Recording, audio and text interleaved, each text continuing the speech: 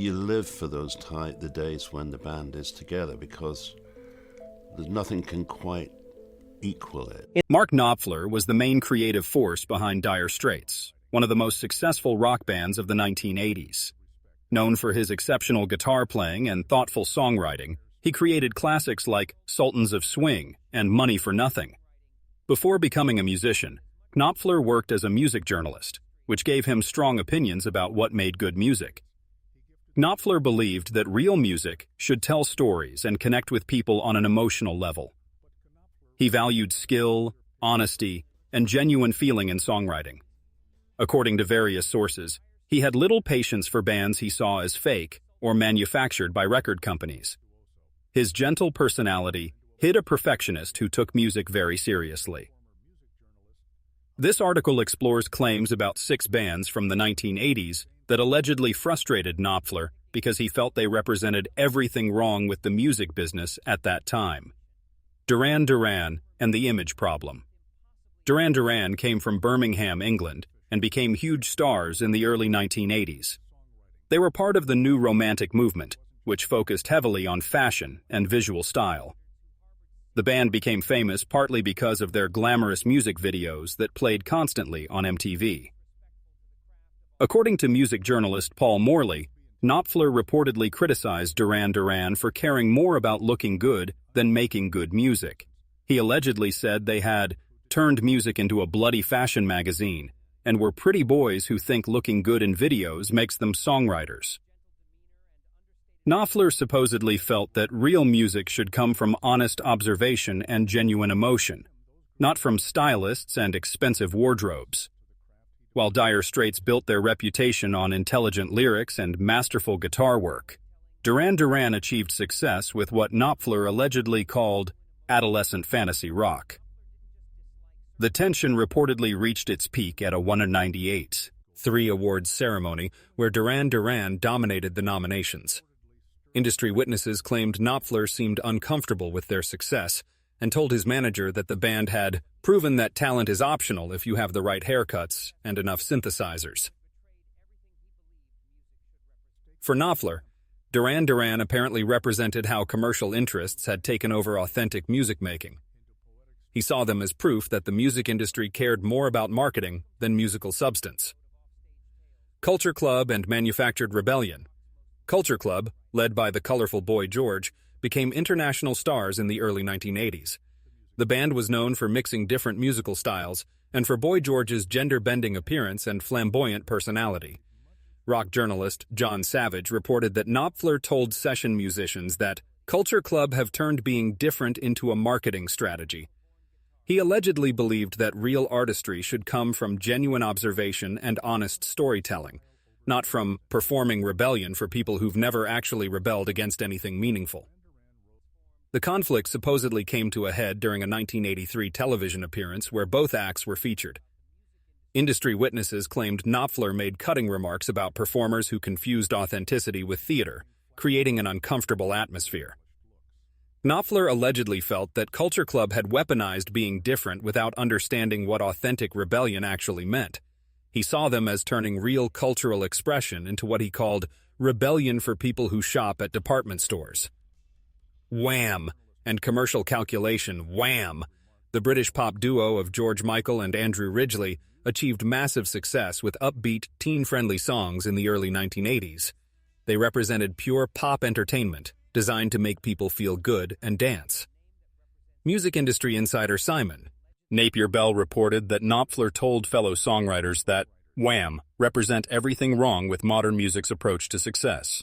He allegedly accused them of turning songwriting into a formula for selling records to children, while abandoning any attempt at artistic integrity or meaningful communication. What particularly bothered Knopfler was how Wham! Approached their craft. While he spent years developing sophisticated guitar techniques and writing complex stories about real human experiences, Wham! Achieved success with what he reportedly called nursery rhyme pop. These were simple songs designed only for radio play and teenage consumption, rather than genuine artistic expression.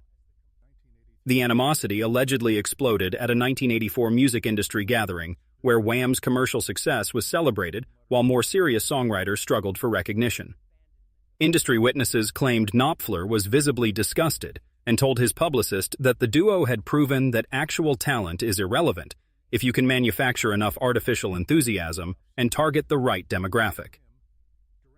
For Knopfler, Wham! Apparently represented the death of intelligent popular music, turning genuine songwriting into what he allegedly called emotional fast food for people who don't want to think. Kajagoogoo and Disposable Entertainment. Kajagoogoo was a British new wave band known for their elaborate hairstyles and their hit song Too Shy. They achieved sudden fame in 1983, but were widely seen as a novelty act with limited staying power. According to Neil Tennant, editor of Smash Hits magazine, Knopfler reportedly told industry colleagues that Kajagoogoo proves that the music business has given up on actual music. He allegedly saw them as evidence that the industry had abandoned artistic development in favor of quick, disposable entertainment. What frustrated Knopfler was Kajagoogoo's entire approach to their musical career. While he had spent years developing his distinctive guitar style and creating music with L.A. Sting emotional impact, Kajagoogoo achieved chart success with what Knopfler reportedly called disposable entertainment, a flash-in-the-pan novelty designed to generate quick profits rather than meaningful artistic communication. The tension supposedly came to a head during a music television appearance where both acts were featured. Industry witnesses claimed Knopfler refused to be interviewed in the same segment, allegedly telling producers he didn't want to be associated with the trivialization of everything serious about making music. For Knopfler, Kajagoogoo apparently represented the ultimate corruption of popular music's potential, turning genuine artistry into what he allegedly called musical junk food designed to rot people's cultural teeth. Spandau Ballet and pseudo-intellectualism. Spandau Ballet was a London-based band known for their sophisticated image and romantic ballads. They positioned themselves as intelligent pop music, trying to bring depth and meaning back to popular songs. Music critic Paul Morley reported that Knopfler told session musicians that Spandau Ballet think wearing expensive suits and using big words makes them sophisticated. He allegedly believed that real musical intelligence comes from honest observation and genuine emotion, not from performing intellectualism for people who want to feel cultured without actually thinking. What particularly bothered Knopfler was how Spandau Ballet approached artistic sophistication. While he was creating genuinely complex songs through masterful guitar work and authentic emotional expression, Spandau Ballet was achieving success with what Knopfler reportedly called pseudo-intellectual pop, carefully constructed songs that borrowed the surface elements of sophistication without providing genuine artistic substance. The animosity reportedly reached its peak during a 1984 Industry Awards ceremony where Spandau Ballet was praised for bringing intelligence back to popular music. Industry witnesses claimed Knopfler was visibly annoyed and muttered to his bandmates that intelligence isn't something you wear like a costume.